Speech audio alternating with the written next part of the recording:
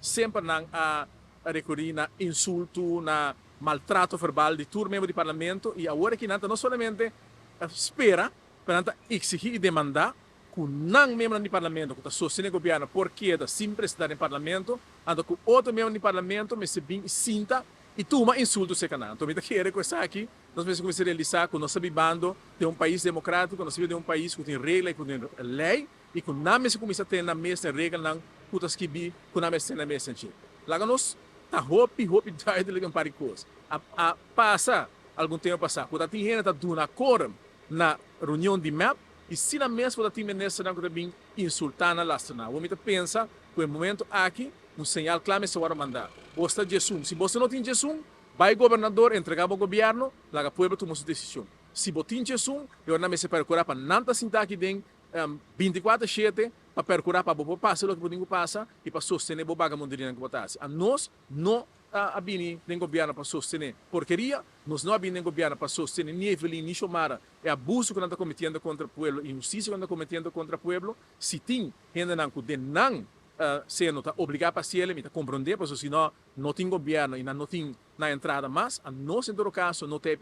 para vigilar o trabalho do governo, nós fazemos uma coisa. Nós não temos certeza sentata de uma não quórum para ter a reunião. Senhor Vrola, que me está de antemano, se você não tem, é Jesus mesmo que sostener para começar, você não me será a minha reunião, se vai a minha reunião, você me será pedir para verdade a reunião aqui não, a esforço reunião que promete,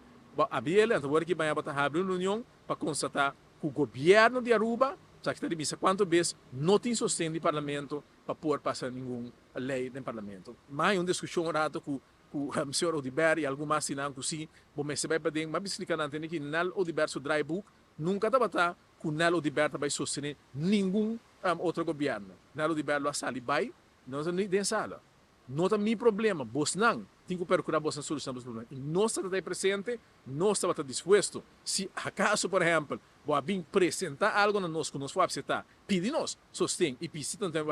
botando na minha sostém tem para ponto que por vir para outro partido não, eu não sou papel. Mas não importa se nem que vou apresentar boa agenda, bota bem como coisa grosseiro não, a mim se me sinta, escuta, então na final aqui bota voar para mim assim, vota pro lei que me de acordo com ele, que bem, sabe que outro less me querer para partido MEP, o se boque governar, o partido chiquito, botem que sim, que chega um momento que o partido chiquito começa a decidir para o que está passa, está triste para não somente o partido chiquito, está partido chiquito e partido MEP decide que não tem união e não me vai buscar culpa nenhum outro caminho.